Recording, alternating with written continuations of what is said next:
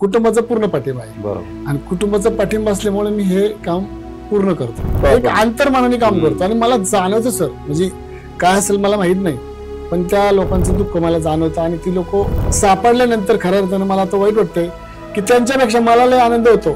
आणि आम्ही काय मुलांना जरा बोललो की मुलाला राग येतो आणि मुलं घर सोडून निघून जातात. असं किरकोळ कारण असतं, काही नसतं, किरकोळ कारण असतं की मुलांना मोठ्या म्हणजे लग्न झालेलं असं मेसेज दिले किंवा घरच्यांची वाद करू नका, जीवन एकदाचे परत जीवन नाही, आपली मुलं एकदाची परत नाहीत, एकदा का तुम्ही फुटत गेला की तुम्ही आयुष्याचा गेला. आणि मुलांना सांगत असते किंवा आत्महत्या करू नका, तुम्हाला काय अडचण आहे तर आम्हाला कॉल करा, आम्ही तुम्हाला मदत करू. आत्महत्या म्हणजे पर्याय नाही हो, बरोबर का नाही. आणि घरातनं निघून जाणं पण हा पर्याय नाही. त्यामुळे कुणी घरातून निघून जाऊ नका, आत्महत्या करू नका. तुम्हाला काय आम्हाला कॉल करा, आम्ही तुम्हाला सहकार्य करू. तर हे सगळ्या याची प्रेरणा जी आहे या कामाची ती नेमकी काय तरी दुसरं आम्हाला माहिती काम करतो. नमस्कार मंडळी, स्वागत आहे आपलं सिविक मिररच्या या पॉडकास्टमध्ये.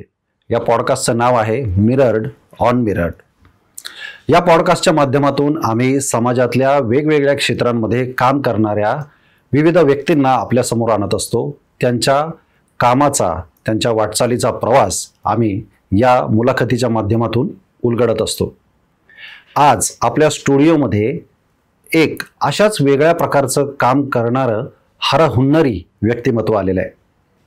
शिवा पासलकर असं त्यांचं नाव आहे. प्रेमाने सर्वजण त्यांना शिवाभाऊ म्हणतात. हरवलेल्या माणसांचा शोध घ्यायचं काम ते मागील 20 वर्षांपासून करतायत. शेकडो कुटुंबांना आपली हरवलेली माणसं त्यांनी परत मिळवून दिली आहेत. हे काम ते नेमकं कसं करतात, या कामामध्ये काय आव्हानं आहेत आणि आपलं जीवाभावाचं हरवलेलं माणूस परत आल्यानंतर कुटुंबियांची भावना नेमकी काय असते हे देखील ते आपल्याला सांगणार आहेत. पण हा इंटरव्ह्यू सुरू व्हायच्या आधी आपल्या सिविक मिररच्या यूट्यूब चॅनलला लाईक, शेअर आणि सबस्क्राईब करायला विसरू नका. शिवाभाऊ नमस्कार, स्वागत आहे आपलं सिविक मिररमध्ये. नमस्कार. तर परिचय देतानाच मी सांगितलंय तुमच्या कामाच्या बाबतीत, तर मला म्हणजे तुमच्या कामाच्या विषयाला सुरुवात करण्यापूर्वी जरा आम्हाला तुमची कौटुंबिक पार्श्वभूमी ऐकायला आवडेल. कारण तुम्ही पासलकर आहात आणि स्वराज्याचे पहिले सरसेनापती वीर बाजी पासलकर यांच्या वंशातले तुम्ही आहात. एक फार मोठी परंपरा तुमच्या नावामागे आहे. जर त्याबद्दल आम्हाला थोडं सांगा, कौटुंबिक पार्श्वभूमी. नमस्कार, मी शिवाभाऊ पासलकर, महाराष्ट्राचे मिसिंग ग्रुप संस्थापक अध्यक्ष आणि छत्रपती शिवाजी महाराज यांचे पहिले सरसेनापती वीर बाजी पासलकर यांचे आम्ही वंशज. बरोबर. आणि माझा व्यवसाय आहे, माझं इंग्लिश मीडियम स्कूल आहे, सिंग रोडला, माणिकबाग, पुणे येथे. अच्छा, शाळा पण आहे तुमची? शैक्षणिक काम करतो. वा वा. आणि मुलं वगैरे? मला एक मुलगी आहे, ती अभिनेत्री आहे. मुलगा आहे, क्रिकेटर आहे. आणि मिसेस माझी शाळा चालवते. त्यामुळे मला आता असं एक मोकळं हे कामामध्ये मी 20 वर्ष झाले. माझ्या घरचं, कुटुंबाचा पूर्ण पाठिंबा आहे. बरोबर. आणि कुटुंबाचा पाठिंबा असल्यामुळे मी हे काम पूर्ण करतो.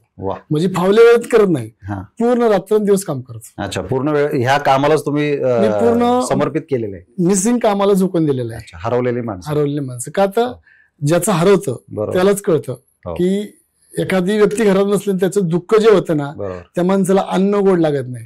म्हणजे त्याचा त्रास त्या माणसाला काय असं ते त्याच माणसाला कळतं. त्यामुळे मी ते त्यांचं दुःख मी पूर्ण जाणून घेतलेलं आहे. आतापर्यंत 700+ लोकांपर्यंत पोहोचलेलं आहे. म्हणजे 700 सर्व वयोगटातली लोक आहेत. मग त्यामध्ये लहान मुलं आहेत, मोठी मुलं आहेत, महिला आहेत, वयोवृद्ध आहेत, परत काही महिला वर्ग आहेत. म्हणजे या प्रत्येकाची कारण वेगवेगळी आहेत. की असं नाही किंवा की लहान मुलं गेले त्याचं कारण वेगळं आहे, आजी आजोबा गेले त्याचं कारण वेगळे आहेत, महिला वर्ग गेले त्याचं कारण, मुलींचं कारण वेगळं आहे. प्रत्येकाची कारण वेगळी आहेत घर सोडून जाण्याची. अच्छा. आता हे तुम्ही 700 पेक्षा अधिक लोकांना तुम्ही म्हणताय शोधून दिलं. हे कामाची सुरुवात नेमकी झाली कशी? तुम्हाला कसं वाटलं की हरवलेली माणसं आपण शोधायला पाहिजे? मग काय की माझ्या एक मित्राची बहीण हरवली होती. हरवल्यानंतर ती थोडी मतिमंद होती, पण तिने आत्महत्या केली. अच्छा. पण त्यावेळेस मला एक असं कल्पना आहे किंवा कोण हरवलं लगेच मिसिंग दाखल करायची. म्हणजे काय मिसिंग दाखल केली की ते पूर्ण कंट्रोलला माहिती मिळते किंवा इथे अशा पद्धतीने मिसिंग आहे. समजा कुठं बॉडी सापडली, अनोळखी सापडली, पुलाखाली सापडली की लगेच पोलीस संघटना माणूस काय करतं, लगेच पोलीस स्टेशन ताब्यात देतं. मग त्यावेळेस ते कळवतात की अशा ठिकाणी मिसिंग आहे, हे आहे. मग त्यावेळेस हे असं झालं नव्हतं. म्हणजे त्यांची काहीतरी चूक भूल झाली ती. कसं पोलीस स्टेशन तिकडं हवेलीला होतं, आपलं हवेली पुणे शहरामध्ये, आणि चौकी तिकडं सिंग रोडला होती. त्यामुळे त्यांनी इकडे कळवलं नसल्यामुळं स्वारगेटवाल्यांनी पोलिसांना यांना हवेलीवाल्यांना कळवलं होतं. पण ते म्हटलं आमच्याकडे मिसिंग नाही, पण मिसिंग चौकीला होती. तर ते थोड्या चुकीमुळे थोडासा पोलिसांच्या माध्यमातून झालं त्या काळात. आणि त्यावेळेस व्हॉट्सअप असं काही नव्हतं ना, त्याच्यामुळे ते बेवारस म्हणून त्यांची विल्हेवाट केली ती सरकारी नियमानुसार. आणि अंत्यविधी आणि नंतर आम्हाला त्यांची फक्त कपडे देण्यात आले. मग त्यावेळेस सगळं म्हणजे एक सर्व पोलीस अधिकाऱ्यांना बोलवून त्यांनी मला समजून सांगून, मी पण त्यांच्याशी बोललो, त्यांनी काही चुक्या मान्य केल्या की हे कळवलं पाहिजे. तर ते कळवलं नसल्यामुळं त्यांनी सरकारी विधी केला. असं आहे. त्याच्यामुळे तेव्हापासून ठरवलं की नाही, म्हटलं आता आहे ना आपण लढायचं, ह्या कामात लढायचं. पहिलं मी काय करतो, मिसिंग द्यायला होतो, पहिलं पोलीस स्टेशनला कळवायला होतं. बरोबर. आणि कमीत कमी नाही मिसिंग तर त्यांना कळवा, त्या रेकॉर्डवर त्याचं नाव, वय, पूर्ण माहिती, मिसिंग देणाऱ्याची माहिती, हे पूर्ण ऍड्रेस घ्या, म्हणजे आपलं ताबडतोब लगेच कळवता येतं. बरोबर. म्हणजे तिथे तुम्हाला असं वाटलं की ह्या कामाची गरज आहे, कारण जसं आपल्या मित्रासोबत घडलंय तसं अनेक लोकांच्या घडू शकतं, तर ते घडू नये म्हणून मग तुम्ही ह्या कामामध्ये आलात. आता हे काम ज्यावेळेस तुम्ही सुरू केलं, सुरुवातीला काही चॅलेंजेस आले असतील, अडचणी आल्या असतील, आव्हानं असतील, ते कसं कसं काय काय टप्पे होते त्याच्यात? काय होतं, आव्हान तर खूप असतात. कारण ज्यांचं मिसिंग झालं त्यांचं रोज संध्याकाळी एखादा कॉल असतो की आमची हरवलेली व्यक्ती, आमचा मुलगा मिळाला का, मुलगी मिळाली का, आई मिळाली का, आजोबा मिळालं का. कारण ह्यांचा फोन आला, यांना उत्तर काय द्यायचं, म्हणून पूर्ण पहिली डिझाईन तयार करत असतो. ती डिझाईन पूर्ण आपण आता काय केलंय, महाराष्ट्र राज्य मिसिंग ग्रुप स्थापन केलेला आहे व्हॉट्सअपला. तो पूर्ण महाराष्ट्राच्या तालुक्यात, जिल्ह्यात, शहरात, खेडेगाव, पोलीस पाटीला सहित नगरसेवक, पत्रकार, राजकीय, सामाजिक, रेल्वे अधिकारी, पोलीस अधिकारी, सर्व त्या ग्रुपमध्ये जी काम करतात अशी लोक त्या ग्रुपमध्ये असतात. की ज्यांना काम करायचं नाही ते बाहेर पडतात, पण ज्यांना जाणीव आहे असे आज आपले 3000 लोक आपल्या ग्रुपमध्ये 1 सेकंदात काम करतात. ती लोक एक डिझाईन टाकली हरवलेली की ती पूर्ण महाराष्ट्रावर फिरवतात. माझ्या ब्रॉडकास्टला सुद्धा मी डिझाईन टाकली, तर माझ्या ब्रॉडकास्ट मध्ये सर्व कुणाला मी शुभ सकाळ शुभ संध्याकाळ कधी पाठवत नाही, पण लोक आठवणीने ते सकाळी पाहतात आणि शेअर करतात, मला सांगतात भाऊ शेअर केलंय. आमच्या भागातले एक नगरसेवक आहेत, ते उठल्या म्हणतात की ग्रुपला आलं ना की बैल बघतो अव्वा तुझं आलेलं आहे, आम्ही लगेच शेअर करतो. तर ते मला म्हणतात तू महाराष्ट्रात काय, देशात कोण असं काम करत ना, असं तू काम करतो. खरंय, असं. कारण अशा प्रकारे काम चालतं हेच मुळात लोकांना माहिती नाही. आणि कसं आहे की एखादी वस्तू हरवली तरी सुद्धा आपण इतके पॅनिक होतो की अरे बापरे, माझी एक वस्तू हरवली आणि आता ती कुठे शोधायची. बरोबर. तर वाटेने चालताना आपले 10 रुपयाची नोट पडली तरी आपण किती अस्वस्थ होतो. आणि घरातला एक सदस्य, लहान मुलं असू द्या, तरुण असू द्या, किशोरवयीन मुलं असू द्या, किंवा ज्येष्ठ नागरिक असू द्या, प्रौढ असू द्या, आता प्रत्येकाची घर सोडून जाण्याची कारणं वेगवेगळी आहेत. ही माणसं गेल्यानंतर त्यांच्या नातेवाईकांचा, कुटुंबियांचा जो काही एक दुःखावेग आहे, खूप म्हणजे शब्दांमध्ये वर्णन करता येणार नाही, कारण ज्याचा माणूस जातो त्यालाच कळतं. तर अशा वेळेस तुम्ही त्या कुटुंबातल्या व्यक्तींना कशा प्रकारे त्यांचं समुपदेशन करता, त्यांच्याशी कशा प्रकारे संवाद साधता? आता मला एक उदाहरण देतो. सांगलीचे एक मुलगा होता, 6 महिने गायब होता, आणि त्यांच्या घरचे नांदेड सिटीत राहायला होती. मग नांदेड सिटीत एक मुलगी गायब होती, मध्ये हरवली ती आपण 1-1.5-2 तासात ताबडतोब ऑल महाराष्ट्र डिझाईन व्हायरल झाली. पूर्ण महाराष्ट्रानं त्या डिझाईनला डोक्यावर घेतलं होतं. पुणे शहर सीपी स्वतः वाघुलला आले होते, त्यांनी तो तळच ठोकला होता. आणि ती डिझाईन एवढी व्हायरल झाली की ती मुलगी ज्या ज्या ठिकाणी जाईल ना त्या ठिकाणी आपल्याला कॉल यायचा. म्हणजे ती मुलगीला ती डिझाईन कवच झाली. कधी कधी डिझाईन कवच होती की जेव्हा जुन्या काळात नाही काही कवच असतं तसं त्या मुलीला कवच झालं डिझाईन. ते कवचमुळे ते डिझाईनमुळे ती मुलगी आपल्याला सापडली. तुम्ही त्यांच्या कुटुंबियांशी कसा संवाद साधता? हा, मग जेव्हा सापडलं तर त्यावेळेस त्या नांदेड सिटीत राहणाऱ्या मुलीनी तर स्क्रीनशॉट काढल्यानंतर माझा नंबर ठेवला होता, आणि तिचा भाऊ 6 महिन्यापूर्वी हरवला होता. मग ते आपल्याकडे आल्यानंतर त्या खूप रडल्या, आणि त्याची आई रडली, वडील रडले. म्हणजे आमचा भाऊ हरवलाय, सापडत नाही, काय नाही, पोलिसांनी पण शोधतायत, त्यांनाही सापडत नाही. मग त्यांना आम्ही एकच म्हणलं, हो का आमचं काम कसं असतं माहिती का, डिझाईन फोटो टाकणे, तिथं वरती लिहितो हरवलेलं आहे, तुमचं कॉन्टॅक्ट, आमचं कॉन्टॅक्ट, आणि कुठं असेल तारीख वार टाकून आम्ही सगळं डिटेल करून शेअर करतो. आणि असं आम्ही शेअर केलं, चॅनलच्या माध्यमातून शेअर केलं, आणि युट्यूब चॅनलच्या माध्यमातून शेअर केलं. तर त्या डिझाईनवर तो मुलगा म्हणजे रक्षाबंधन होतं 4 दिवसापूर्वी. 4 दिवसाच्या आत त्या मुलीला त्या बहिणीच्या ताब्यात दिलं होतं. मग तिला इतका आनंद वाटला की तिने सुद्धा आवाहन केलं की माझा भाऊ कुठं असेल तर रक्षाबंधनच्या आत मिळावा. तर रक्षाबंधनच्या अगोदर 2 तास 24 तासाच्या आत मिळाला. मग तिला इतका आनंद वाटला, एवढी फोनवर रडली, हो भावनिक झाली की भाऊ माझा भाऊ 6 महिने शोधते मिळत नाही, पण तुमच्याकडे आले आम्हाला आमचा भाऊ मिळाला. म्हणजे असे खूप घटना आहेत सर. कधी कधी का कालची घटना, एकाचे हिंगण्यातून वडील हरवले होते पुण्यामधून आणि ते माझ्याकडे आले, ऑफिसमध्ये बसले आणि त्यांना सांगितलं काळजी करून आपण डिझाईन व्हायरल करून संध्याकाळी मिळून जाईल. आणि 5व्या मिनिटात त्यांच्या भावासाठी फोन आला पुण्यातनं की तुमचे वडील इथं आहेत.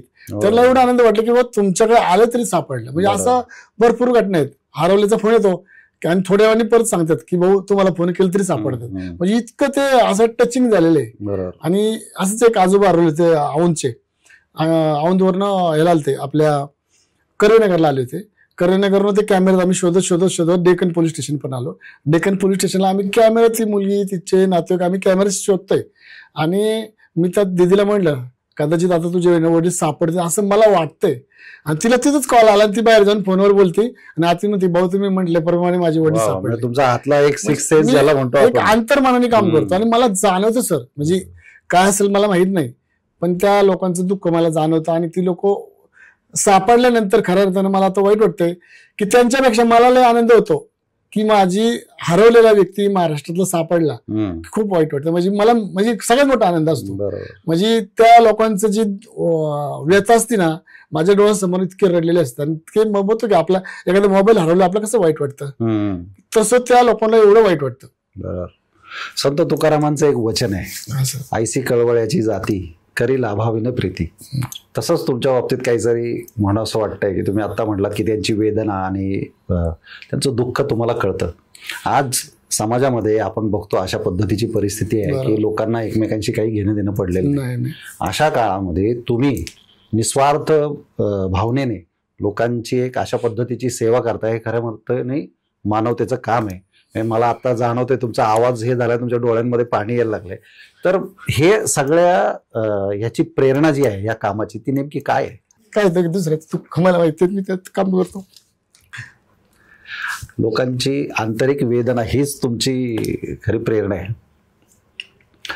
म्हणजे बघा मंडळी, समाजामध्ये दुसऱ्याचं ओरबाडण्याची एक अहममयिका लागलेली आहे, स्पर्धा लागलेली आहे.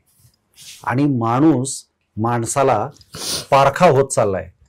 अशा काळामध्ये एक माणूस माणसांना जोडण्याचं काम करतोय, माणसांना शोधण्याचं काम करतोय आणि गेलेली माणसं पुन्हा आणून त्या कुटुंबामध्ये आनंद फुलवण्याचं काम करतोय. खरंच शिवाभाऊंचं हे काम जे आहे ना, हे खूप आदर्श, तरुण पिढीने आदर्श घ्यावा असं हे काम आहे. शिवाभाऊ, तुमच्याशी बोलताना खरंच मलाही भरून यायला लागलंय. मलाही इतकं म्हणजे, कारण मला माझे वडील 8 दिवस मिसिंग होते. खूप वर्ष झाले आता ते देवाघरी गेले. पण त्या 8 दिवसामध्ये जी काय अवस्था होती ती मला माहिती आहे मानसिकता काय होते. तुम्ही आता नुकतंच एक मूल शोधून देण्यासाठी प्रयत्न केलेत, पोलीस आयुक्तांनी सुद्धा त्याचं कौतुक केलं. तर तो प्रसंग नेमका काय होता? आता लहान बाळाच्या वेळेस ना मला रात्री 1:30 वाजता 12:30 वाजता एका पोलीस अधिकाऱ्यांचा कॉल आला की भाऊ म्हटले एक मुलगा हरवलेला, आपल्या डिझाईन व्हायरल करायची. मी त्याची पूर्ण डिझाईन व्हायरल केली, पूर्ण डिझाईन महाराष्ट्रभर गेली. आणि ज्यावेळेस कळलं ना की त्याच मुलाच्या बाबाने त्याची गळाचीवरून हत्या केली, ज्यावेळेस त्या मुलाची परत डिझाईन सोडायची असती भावपूर्ण श्रद्धांजलीची, तर सर एवढं वाईट वाटतं की हेच दुःख पण वाईट वाटतं की एखादा बाप 3.5 वर्षाच्या मुलाला मारतो आणि ती परत डिझाईन टाकायची असली ना, सर माझ्या अंगावर काटा येतात. माझ्या ग्रुपमधले लोक अक्षरशः रडतात. आणि त्याच्यानंतर एक मुलगी हरवली. आज एक बाप आहे मी पण, आपली आज ती पण मुलगी आपलीच आहे. आज ती मुलगी सांगवीवरनं जाते आणि लोहगडावर जाऊन चालत जाते आणि ती आत्महत्या करते. एक बाप आहे हो. आज प्रत्येक बापाला माहिती की बाबा त्याला एक मुलगा आहे, मुलगी आहे, आई आहे, वडील आहेत, सगळे आहेत. असंच एक मतिमंद मुलगी होती. रात्री 12 वाजता माझ्याकडे आली तिथे. आणि मतिमंद मुलगी होती. जवळजवळ माझ्याकडे 3-4 रिक्षा भरून लोक आली. पोलीस स्टेशनला गेले, पोलीस मला खूप मदत करतात, खूप सहकार्य करतात. पोलिसांचं मला खूप सहकार्य असतं, पूर्ण म्हणजे टोटल मदत करतात.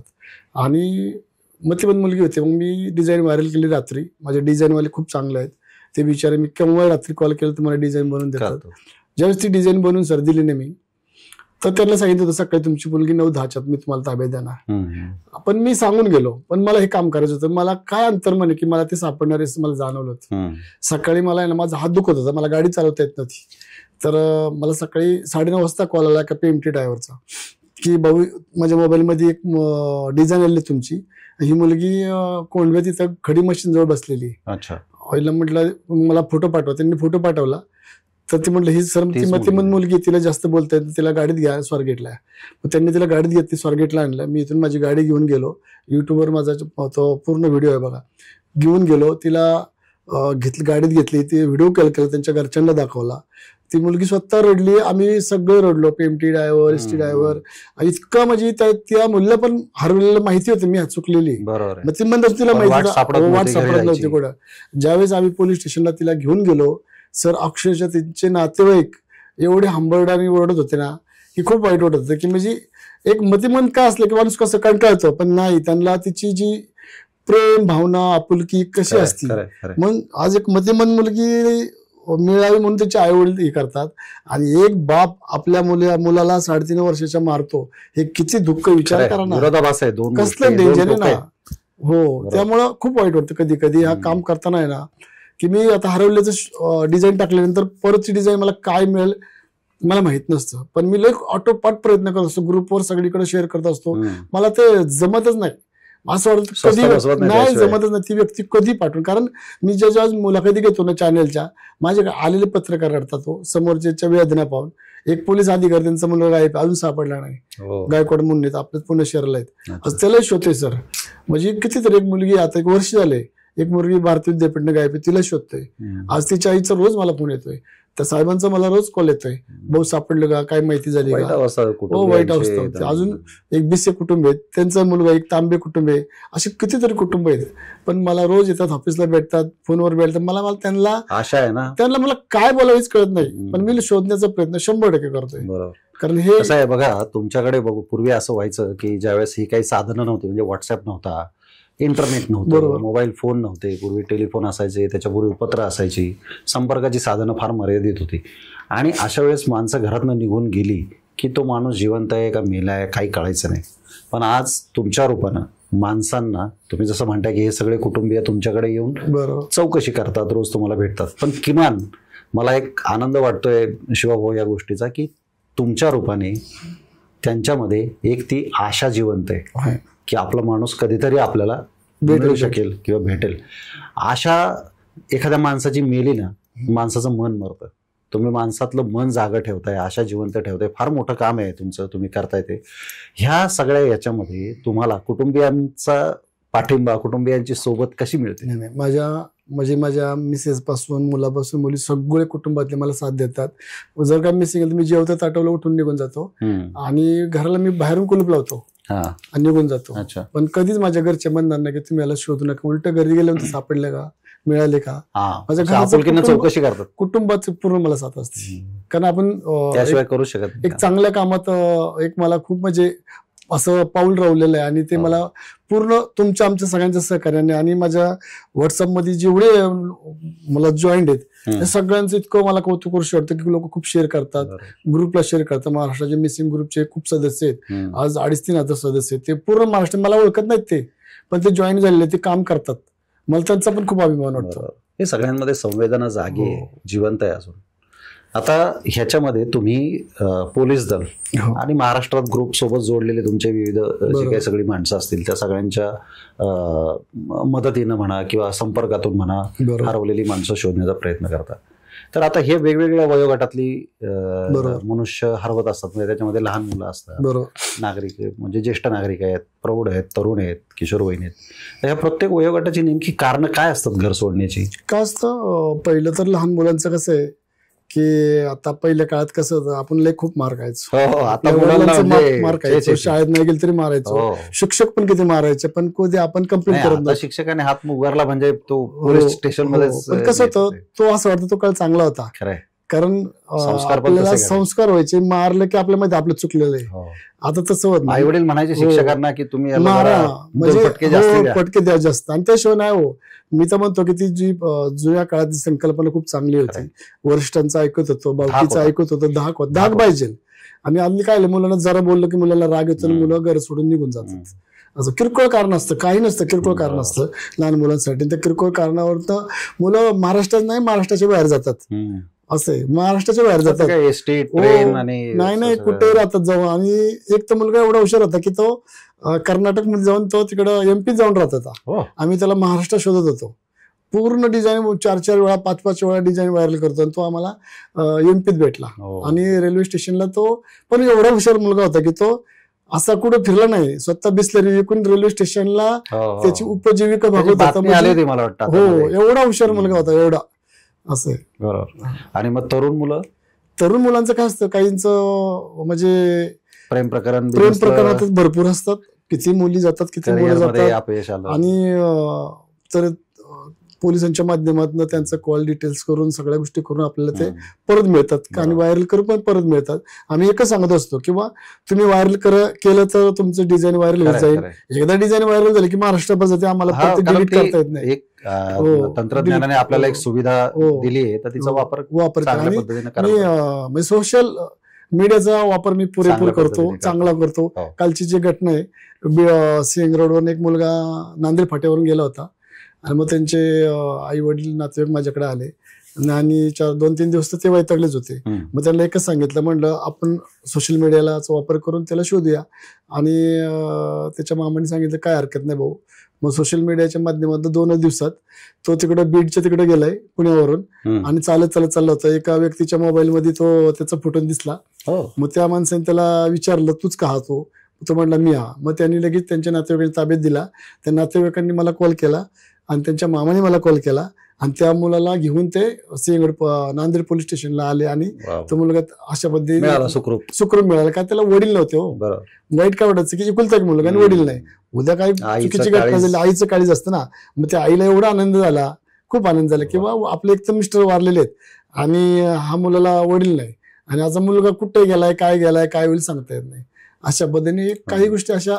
आता हे प्रौढ आणि ज्येष्ठ नागरिक हे 2 वयोगटांमध्ये काय नेमकं घर सोडण्याचं कारण? आता काही वयस्कर महिला वर्ग असतात, त्यांना म्हणजे कळत ना आपण बाहेर गेलं कुठं चालत जायचंय, कुठल्या रोडला जायचं काय माहित नाही.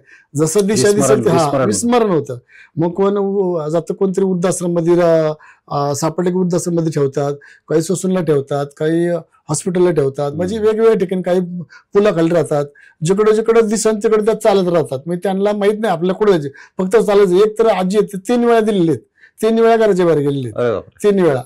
असं 3 वेळा त्या लोकांनी मला कॉल केला, तर 2 वेळा मी त्यांना दिल्या. आता 8 दिवसापूर्वी ते वाघुल्ल्या सापडल्या. म्हणजे त्यांचं म्हणजे विस्मरण जे असतं ना ते झालेलं असतं. आजी आजोबा अशा पद्धतीने जातात.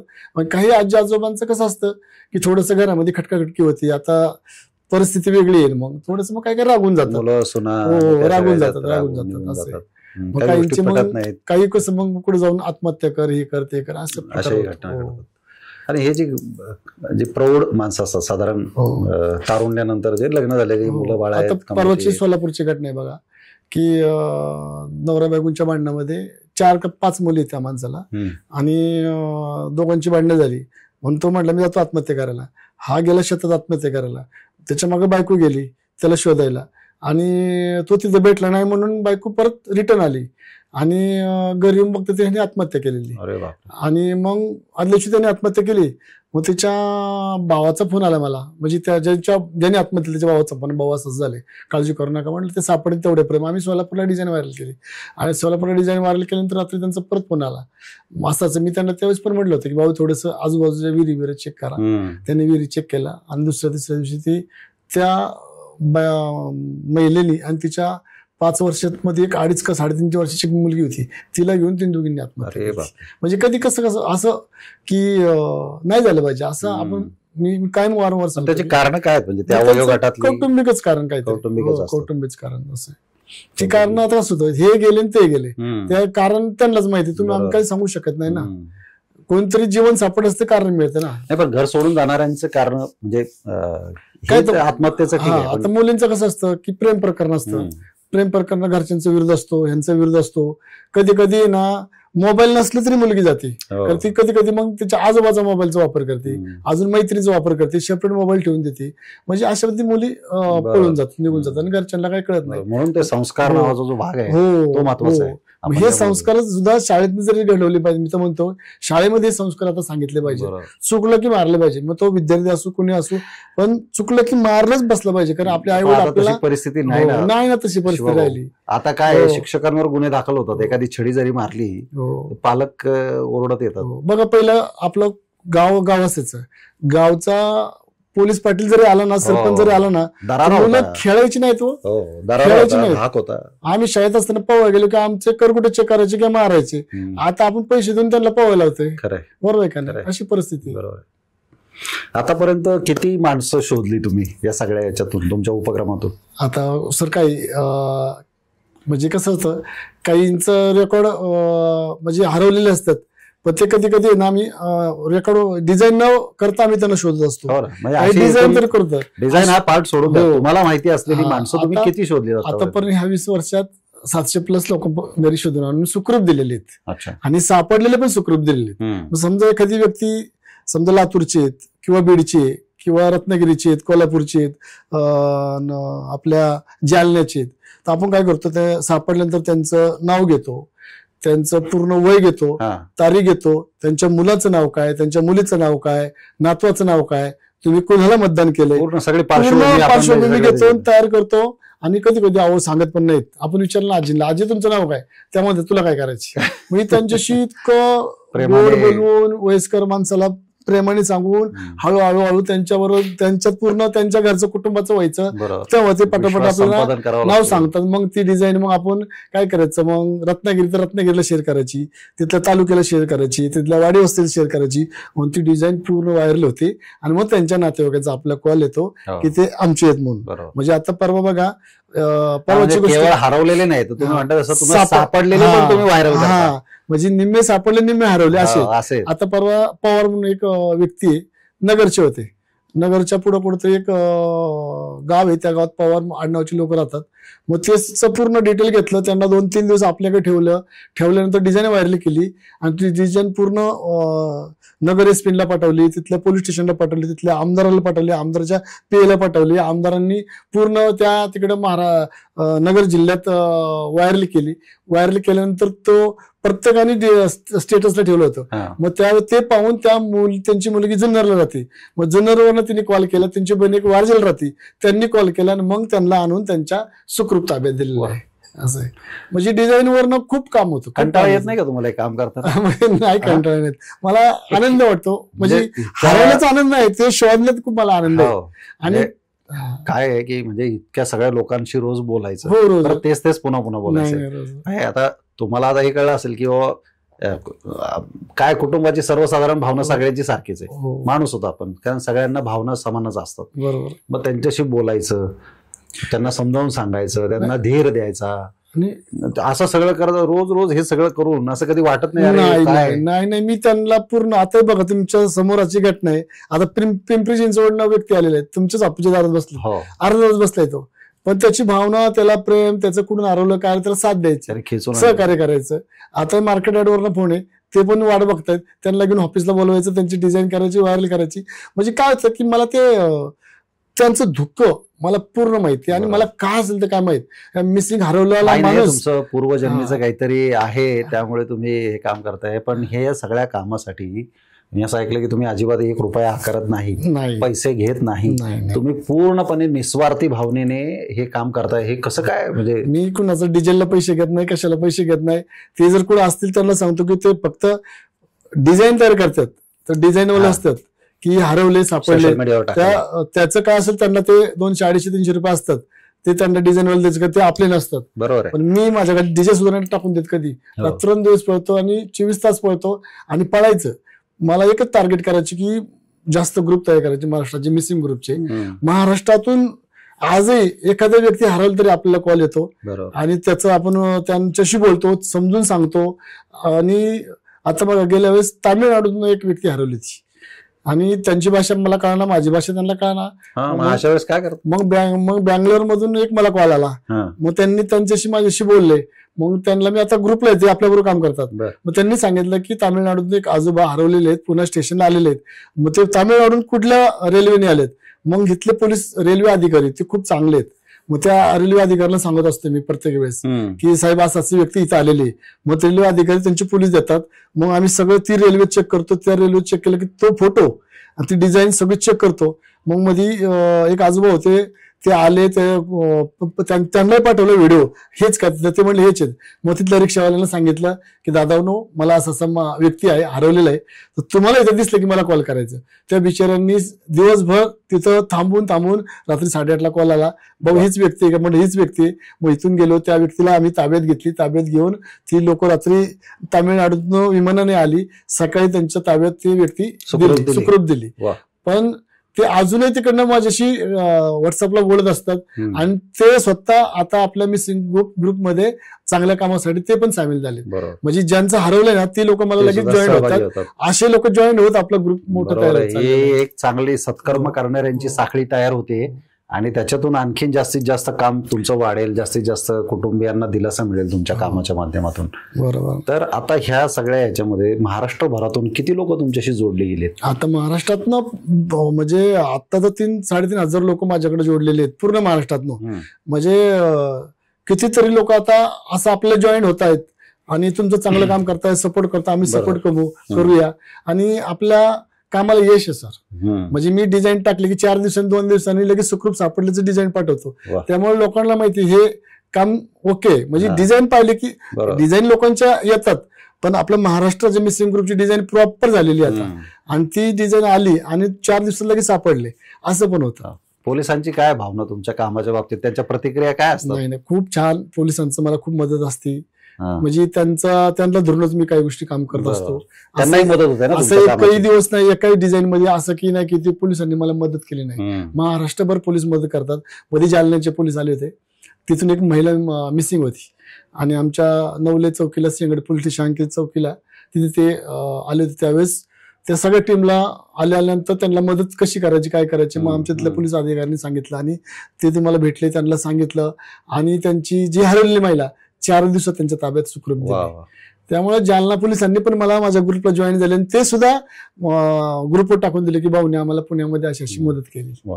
आता ह्या मुलाखतीच्या शेवटाकडे जाताना तुम्ही जे घर सोडून जातात, बरोबर, मिसिंग होतात, त्यांनी जाऊ नये आणि ज्यांच्यामुळे जातात त्यांनी सुद्धा आपला माणूस जाऊ देऊ नये. बरोबर. या दोन्ही गोष्टी आहेत, दोघांच्याही जबाबदारी. बरोबर. म्हणजे जाणाऱ्याने जाऊ नये नाही आणि ज्यांच्यामुळे चाललं त्यांनी जाऊ देऊ. बरोबर. त्यांनी नीट वागावं.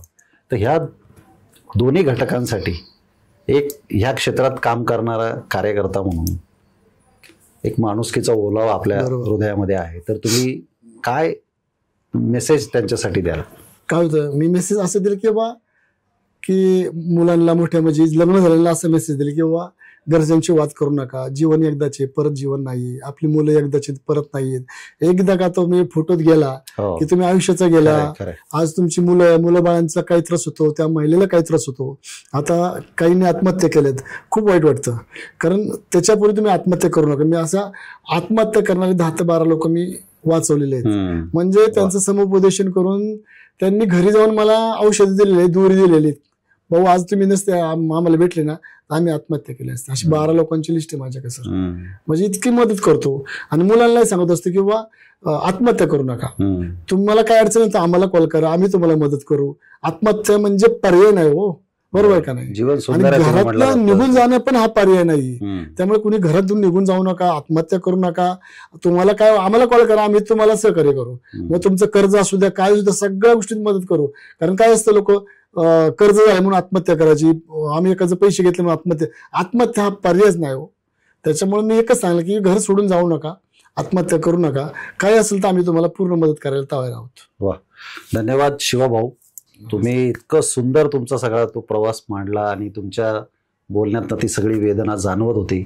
खरंच तुमचं एक काम आहे ना, खूप मोठं काम आहे, मानवतेचं काम आहे आणि हे काम तुमचं असंच यापुढे देखील सुरू राहो आणि त्या कामामध्ये अधिकाधिक लोकांचा सहभाग सुद्धा वाढवा अशा तुम्हाला सदिच्छा देतो. मंडळी, आज आपण शिवाभाऊ पासलकर यांचा सर्व प्रवास जाणून घेण्याचा प्रयत्न केला. ते जे काम करतायत ते खरोखरीच मानवतेचं काम आहे. मी मगाशी इंटरव्ह्यूमध्ये म्हणालो तसं आज माणूस माणसाला दुरावतोय, माणसं लांब जात आहेत. त्याला अनेक कारणं आहेत. आपण एकीकडे प्रगती करतोय, शहरं विस्तारतायत, शहरांचा विकास होतोय, पण माणूस माणसापासून दूर जातोय. तर ह्या दूर गेलेल्या माणसांना जवळ आणण्याचं एक पुण्यकर्म शिवाभाऊ करतायत. त्यांच्याशी बोलताना एक गोष्ट प्रकर्षाने जाणवत होती, ती म्हणजे त्यांची त्यांच्या कामावर प्रचंड निष्ठा आहे. ते स्वतःच्या कामावर प्रेम करतात. एक माणूस म्हणून त्यांच्या हृदयामध्ये एक ओलावा आहे आणि मानवतेचा पाझर आहे. मला असं वाटतं की त्यांच्या कामामध्ये समाजातल्या ज्याला शक्य आहे अशा प्रत्येक व्यक्तीनं सहभाग घेतला पाहिजे, त्यांच्यासोबत स्वतःला जोडून घेतलं पाहिजे. मला व्यक्तिशः त्यांचं काम खूप भावलेलं आहे आणि शिवाभाऊंनी संधी दिली तर त्यांच्यासोबत काम करायची देखील माझी इच्छा आहे. आजच्या या इंटरव्ह्यूमध्ये इथेच थांबू. हा इंटरव्ह्यू तुम्हाला कसा वाटला हे आम्हाला कमेंट बॉक्समध्ये नक्की सांगा. सिविक मिररच्या यूट्यूब चॅनलला लाईक, शेअर आणि सबस्क्राईब करायला विसरू नका. बेल आयकॉनचं बटन दाबा, जेणेकरून तुम्हाला आमचे सर्व अपडेट या तुमच्या मोबाईलमध्ये मिळतील. पुन्हा भेटू अशाच वेगळ्या आणि माहितीपूर्ण व्हिडिओसह आपल्या सिविक मिररवर. धन्यवाद.